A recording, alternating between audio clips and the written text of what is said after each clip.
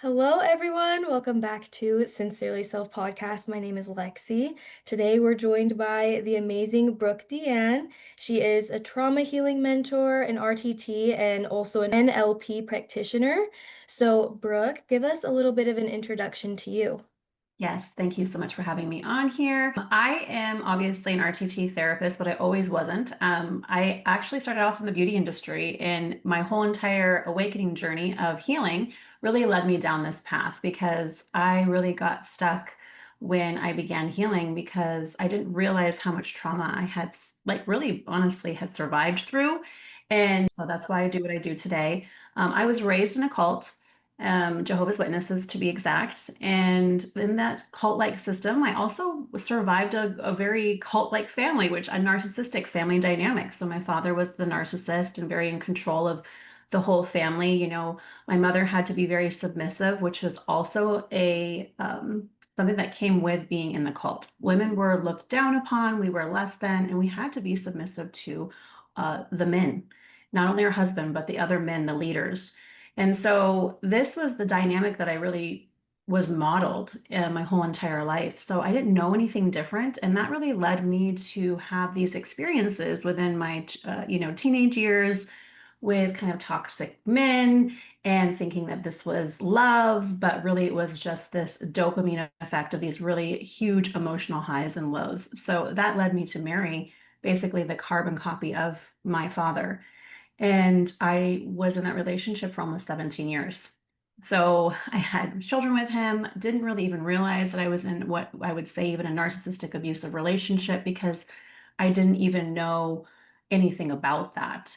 I like to say that like living in that religious system kind of made you feel like you were like living in a bubble, like you were, Mhm. they kept you very mind controlled. You weren't allowed to look at inside outside information.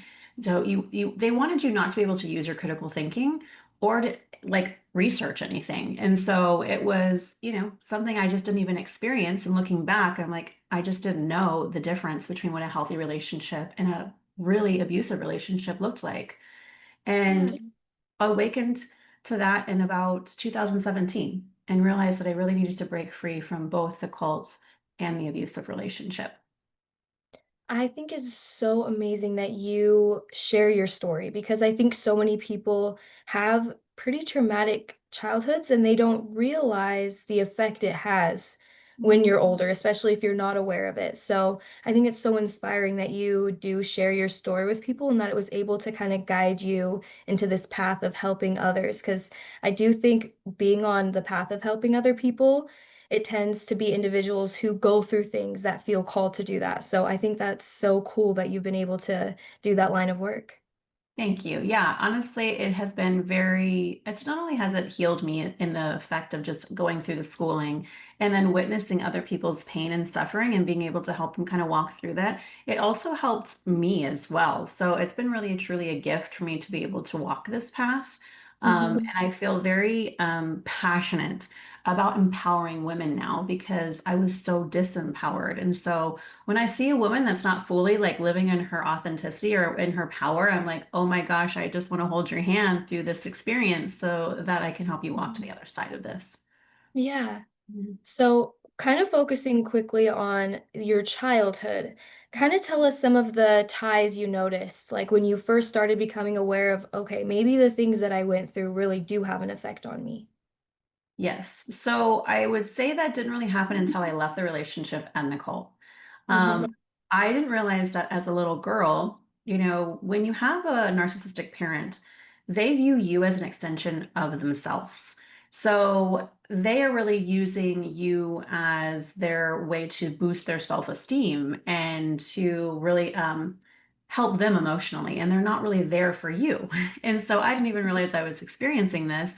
And then once I kind of broke free from both, I started to like reflect and see, oh my gosh, this was who my father was. And this is why I operate the way I do today, why I chase love, like why I am still trying to chase my father's love. That just feels like I'm on this constant like hamster wheel and I'm never going to get it. Like I'm never going to get the approval that I'm seeking. And so when I kind of awakened to that reality, it was harsh. It feels like there's a lot of grief there because we all want a parent Mhm. we want to feel that love. I mean, we're humans. Like we of course we're going to want that, but then realizing I was never going to get that made me see that as a child, that's what I was trying to do. I was performing as a little girl into my teen years. I was trying to be the good girl that my father expected of me, the perfect spiritual example, the perfect kid that got the perfect grades, and she was always looked perfect. And it was just like, oh my gosh, it was just exhausting. And so I looked at all of this, like how I had performed my whole entire life, and I was like, oh my God, I'm done performing. I am done being the good girl.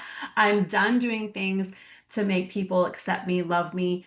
And I really was okay with the fact that leaving the cult meant leaving my whole entire life behind, my community. It meant being basically ostracized from the whole entire family. So Mhm. they abandoned me, right? Rejected me. And I knew that that was okay, even though it was painful, because I didn't want to perform anymore. I was exhausted from pretending. Yeah. How old were you when you did leave the cult? So I was 36 years old. So I survived that for 36 years of my life and performed. And a lot of the times I would do things, I would do the motions, but I wasn't feeling it. So it's like, it's almost like I intuitively knew that my whole heart wasn't in it. I was just doing what was expected of me, to be honest, and to be able to be included. Yeah, when you've been Mhm. told something your whole life, that's all you know. You don't realize that it doesn't have to be this way or you don't have to feel this way, until you reach that kind of like breaking point. Yes, exactly. And you just, realized that at that time I had never really knew who I was. I had been told who I had to be. So leaving all of that behind, not only was I leaving a relationship that was extremely trauma bonded, so I was already, spiraling, but then like having zero belief system. It was like, okay, I don't believe this belief system. I don't know who I am. I didn't like have any identity of to like, okay, what do I believe? What do I want? Who am I? Like I literally was asking these questions of like, who the hell am I? And I felt like I was like, oh my gosh, I was like grabbing for whatever I could.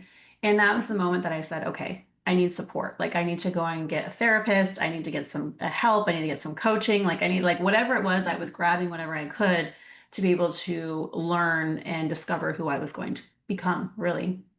Yeah, because all the things that at one point helped you define who you were suddenly gone. Yeah, like that kind of shake of character. Like, what am I going to be now? Yes, and that's a really scary place to be. For anybody that's ever experienced something like that, it can feel very lonely. It can Hmm. feel like, oh, there's no one that gets me or no one can relate to me right now. Because living in a cult like that, you're very isolated. Um, and they make it that way. They want, like the cult that I survived in, they told you that anybody on the outside was bad and they were evil and they weren't supposed to be like associated with.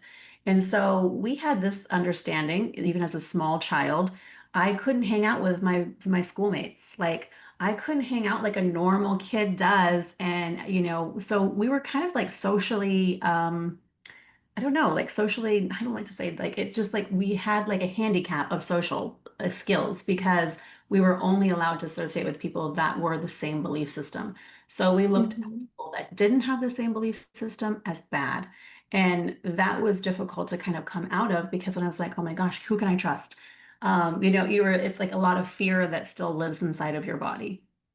Yeah, and it's so sad because learning that as a kid, like they do that so that you don't think to reach out to others and see if this is Mhm. okay or if this is normal. And I understand what you mean, kind of like the social isolation in a way, like you think you have no way to talk to other people. Mhm. Yeah, or if you do, you don't know if you can trust them, right? Are they giving me the right information? Because they really plug that programming in that says that everybody on the outside is going to tell you something, they're going to deceive you. And so Mhm. you think that if they're not a Jehovah's Witness, they're going to be deceiving you. And it's wild how that kind of really runs in the background of our subconscious minds. This programming, this conditioning from the past, where whether it's religious systems or whether it's a family system that you grew up in, and it's that voice of the parent that's like, very judgmental or very critical, it's still kind of operating, and we just don't realize that it's kind of running our adult lives as well.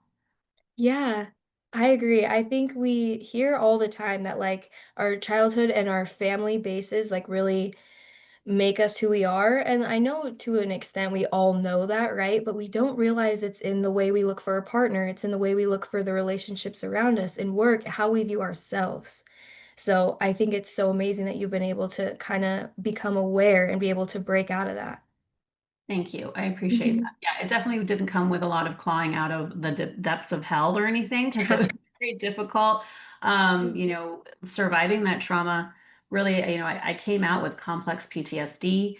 I was diagnosed with that very early. I had severe, severe anxiety. It was so bad that I would have multiple panic attacks. I wouldn't sleep for days. There was a lot that was kind of coursing through my body of that trauma from really being in a trauma bonded relationship for so long and surviving domestic violence, sexual abuse when I was a child. It was just compounded, and I didn't realize how much was there to really discover. Yeah. And I think in like cult tactics, they kind of make women in specific feel small, feel like they can't speak up, like they have to be treated that way, to a certain extent. And so I think a lot of women who have kind of even just hard childhoods end up with narcissistic partners because that's what's familiar. And so for you in your relationship, kind of tell us your journey of discovering that you needed to leave. Sure. So I actually, what really kind of awakened me to even what a narcissist was, I had a friendship that was in the cult. And she started to like be very controlling, kind of trying to isolate me from certain friendship groups. She was very jealous, and I was like, what is going on here? Like, I loved her personality. She's very charismatic, like very, she was an extrovert. Like people wanted to be around her, but yet she Mhm. was extremely manipulative. And so as I was seeing this and I was getting really close to her, because of course I was going to attract someone like that. That is what I experienced my whole entire life. I started to look at this relationship and something kind of just like light bulb moment had. I was like, you know what? Something's not right here. And so I started doing research and then I came upon the psychology of a narcissistic personality. I started reading and the dynamics, and I was like, oh my gosh, this is what's happening. She's a narcissist. And that moment, when I discovered that, I was like, then I saw the similarities in my relationship, and I was like, like everything blew up. Like I was just like, whoa, wait a second. This is what I've been experiencing for the past 17 years, and actually for my whole entire life, because this is who my father is as well. So it kind of just had this domino effect of this, like, kind of like collapsing my whole entire reality in one fell swoop. And Yeah. I was like, okay, wow, this is what I've experienced my entire life. And now I was feeling like I let go of the relationship, the friendship. And at the same time, my then husband had discovered that we were even in a cult. And so he started to kind of awaken me to that fact. I kind of resisted him at first because I didn't want to believe him because I was trained to do that. That's what we're trained to do in the cult. And then Mhm. he started saying things that were just like planting these like beautiful seeds of doubt.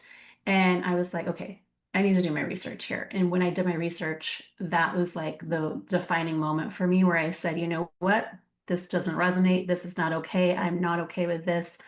They were covering up child sex abuse cases. I was finding some really dirty, gritty stuff that was going on in the cult, and I didn't even realize it. And so I was like, I'm walking away from this. Then I realized I was in an abusive marriage. But the day that he put a knife to my throat was the day that I finally said, what am I even doing here anymore? Like, this has got to stop. And that really kind of made it to the point where I was like, okay, I've got to let go. I've got to let go, even though this is really hard to do so. But I didn't want to live like that anymore. And I didn't want that to be the example that I was giving to my children either. Even though they never saw those things, they knew that there was fighting and disconnection. And I mean, you can feel it. The energy in the home was never right. Yeah. And on top of that, also, I'm sure the trauma bond you guys shared from leaving the cult, I can't even imagine. I think so many women in a way feel stuck because of they have children or they've been with their partner for so long. So what advice would you give for women who are kind of in that back and forth in their head of should I not? Yeah. I find this is really common too because often, the women that are in these type of relationships, the partner's controlling. And so that usually means I'm controlling the finances. That was Hmm. my similar case. He controlled the financials pieces. I also was the stay-at-the-home mom at the time. And so I wasn't making an income. And so I was actually really afraid to leave because I was like, well, what is this going to mean for me financially? It was going to actually turn my whole world upside down because we had a business, we made a very good living. I was very comfortable, and that's not everybody's experience, but I was like, I'm leaving like a really cushy space here. And I think that's a lot of the reason why I stayed because I was like, well, I don't have this, or he treats me this way, but at least I have this. So we Hmm. often will justify staying in a relationship because we have it's like meeting two of our needs, but the other five are not being met. But if it's still meeting a need, we will stay. And then if there's fear involved and we're like, oh my gosh, I'm not going to make it, like, how am I going to survive or how am I going to eat or whatever, then of course, fear is also going to keep us trapped. So the thing what I would say for a woman that's like, you know what, I'm in this situation and I don't have the financial means to do this. One, get smart, either get a job, start putting away money, make a little, I don't know, a little, not a trust fund, but like a little bit of a savings so that when you do actually have the power and the ability to leave, that you have this little cushion pad that doesn't make you feel like oh my gosh, I'm spiraling and I have nowhere to go. Get support, right? So there's domestic violence groups, there's abuse groups, with women that are going through the same thing, so that you can feel less alone, you can relate. And then also being able to just know that like we all can do it, right? Yeah. If you are married, like usually you're going to get something out of the marriage, right? And if there's nothing there to have, that's okay. You're going to be able to make it through. Um, because everyone that's ever done it has never said I regretted leaving.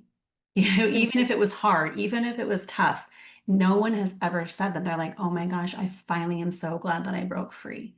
And Yeah. it's the reality of it. We keep ourselves trapped in places because we think we're comfortable rather than actually going into the unknown. But if you're suffering, pick the choice that no, it's going to be hard, but you've got this, trusting in yourself that you're going to be able to survive. Yeah, I think that's the biggest thing is being able to gain that self-trust back because I think when you're with a narcissistic partner, part of their thing is to break down how you view yourself. So you feel like you cannot be without them. So what would you say are some of those red flags or warning signs that you see from narcissistic individuals? So the first one is like if you're, obviously if you're not been in a long-term relationship and you're just starting to date someone, the love bombing. Okay. And Hmm. love bombing's still going to happen in the relationship if you've been in a long-term one too. But if it's early on, you're going to really notice that. It's like they come on like fast and tense. Like it's like they're flooding you with everything that you've ever wanted to hear, right? The praise, the attention, the gifts, like all the flattery. You're just like like soaking all this up and you're like, oh my God, they're my soulmate.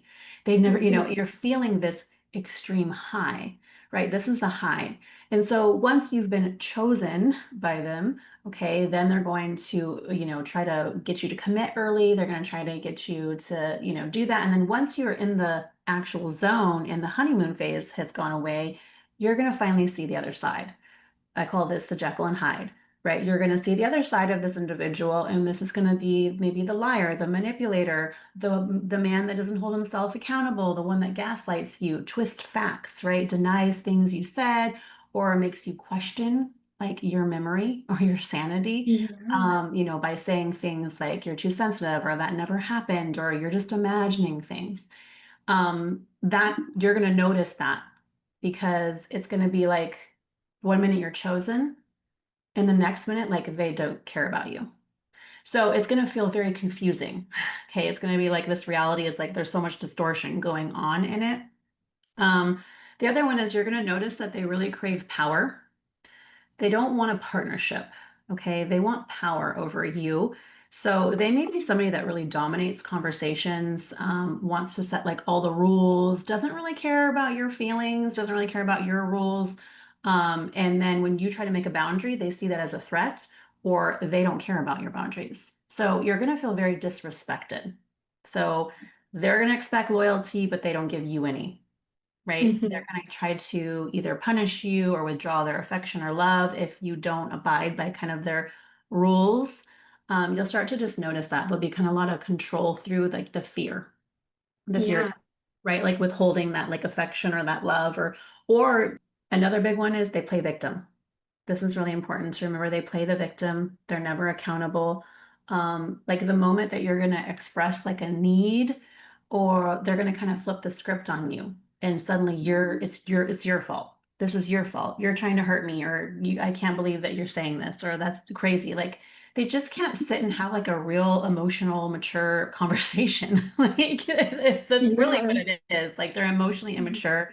I look at them as like often like you'll notice a narcissist will often like kind of like throw a tantrum, and this is like them kind of regressing back into into childhood really, and kind of acting out from that emotional immaturity, and you'll even notice those things and you'll just be like, whoa, what is going on here? And you just remember like that's like a red flag if something doesn't feel Hmm. good to you. And then they also like the last one I think is they'll try to isolate you from your power. So they want to have only access to you. And so they may say, you can't hang out with that friend or because of X, Y, and Z, or because they feel like it's a threat to them, right? And they'll make it look like, oh, they're hurting you, so you shouldn't hang out with them. Or maybe they'll try to cut off connection to your family. Like they're going to try to isolate you more and more so that they can get you more into like easier to manipulate and easier to control so that they feel safe. This is not about you. This is about them feeling safe, and this is how they do it. Hmm. Yeah. I love that you use the Jekyll and Hyde like kind of theory with it because it's so true in like public situations or to their friends and their family. Like they would don't really see them that way. Like everything that they're doing is typically behind doors most of the time if they can help it. So I love that you're bringing awareness to it because I think some women do start feeling crazy because they're like nobody sees it. Nobody sees them in this light. So yeah. That's exactly what it makes you feel like. It does make you feel like you're going crazy. Hmm. Because it's also, I know for myself, I really protected my abuser's image.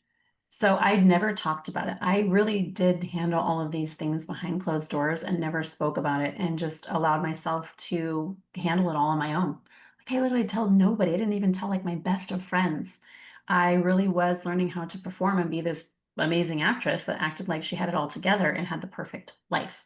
Because I also was modeled that in my family life too as a child, right? Nothing could be perfect, but as long as it looked like on the outside, we were good. And it was just, I was doing the same exact thing. So I think it's really important for women to realize, one, if you're feeling like someone is making you feel like you're crazy, that's the thing when you need to say to, like, that should be the first bell that dings, and you're like, wait a second, something's not right. I need to go and get support and make sense of what is really going on here. Because when you're in these relationships, it's like big brain frog. Like you can't see Hmm. the forest through the trees.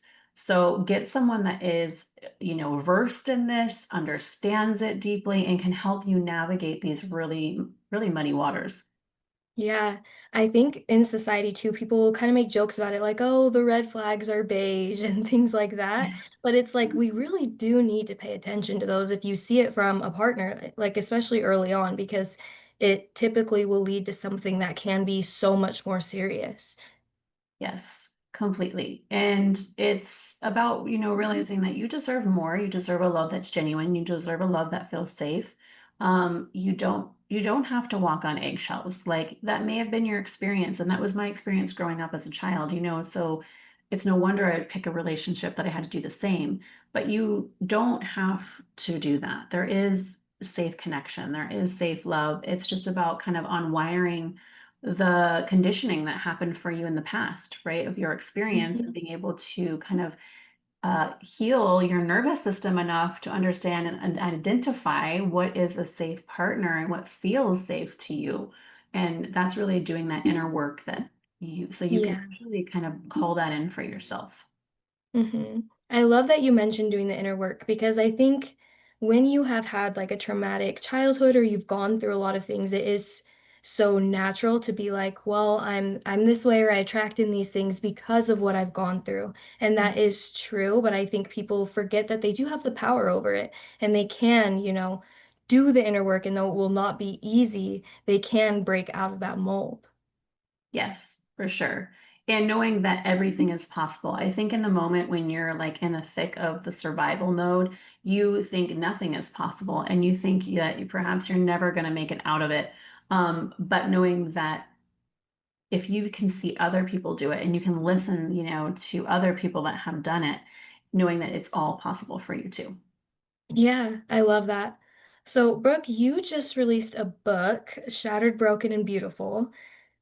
Tell us a little bit about kind of the inspiration behind your book. Yeah. So here's my book. So if anybody can see it. I don't know if we're having video on. So cute. Yes, it'll be on video. Yes, that's my beautiful book here with my beautiful blue butterfly. This is really about obviously my life story, growing up in the cult, what my family dynamic was like, what it was like being raised in a cult, and that whole entire experience, and how it really conditioned me to then call in toxic relationships.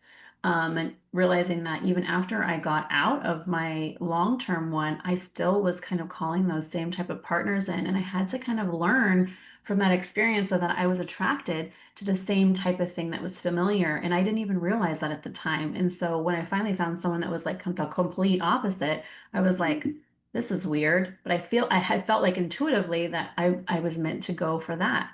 And so this book is really about that process of navigating that healing journey, but also my own spiritual awakening. So after I left the cult, I really kind of wrote off God, everything. Like I was angry. I felt betrayed. I felt like, well, what is this existence? I don't even understand this anymore. And when my ex-husband, who was the father of my children, actually passed away tragically, that really ignited my own spiritual awakening to what was this reality, and what is my purpose here, and why are we even here? And I felt a different connection to what existence is of God or universe or source that a lot of people call it. And so I talk about that as well because I think it's really important. I didn't have this awakening for no reason. I felt like it was meant to be talked about and it was meant to be put into, written form so that other people that are experiencing the same thing didn't feel alone. Yeah, I love that. I think being able to turn your trauma and your trials into lessons to help other people who are going through things is like the most beautiful kind of symbolism ever, And I love the butterfly as well on the cover because I think a butterfly is such a beautiful representation of like healing and growth and just overcoming. So I am so excited. I will have to read your book. And for everyone who is listening, I will have the book linked in the show notes so that you guys can go and check it out. Thank you so much. I appreciate that. Yeah, the butterfly is my favorite thing because I think it's about transformation, right? Hmm. Like that being able to kind of go in the cocoon and realize that when you come out, you can also come, you can shed layers of you and come out a different person. Yes, exactly like you were saying, everything is possible. It's just opening your mind up to it. Yes, completely. Yes, thank you so much, Brooke, for joining us today. Like I was saying, I'll have the links for Brooke in the show notes so you guys can go and check out everything that she's working on. And thank you so much, Brooke. Thank you for having me. Yes, and I will see you guys next week.